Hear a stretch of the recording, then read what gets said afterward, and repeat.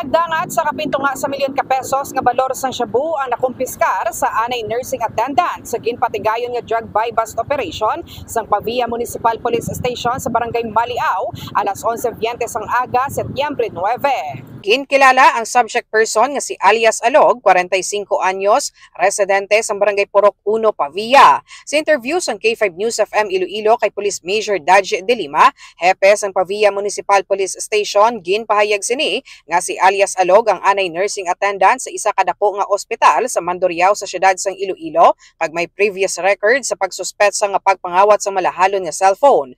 Na-monitor naman sa mga operatiba ang pangalan ni alias Alog paagi sa confidential asset tubtub nga nangin positibo ang ila transaksyon sa suspect. Suno pa kay de Lima nga nagatabo si alias Alog sa iya source sa isa ka hotel malapit sa Iloilo Terminal Market kag nagaduhulay sa sulod sang ila kwarto o kon basement.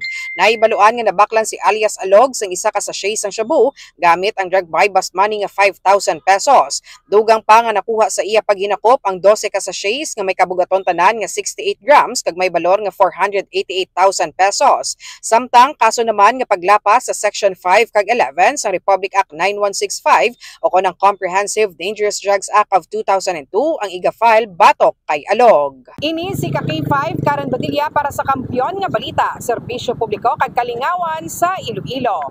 K5 News FM.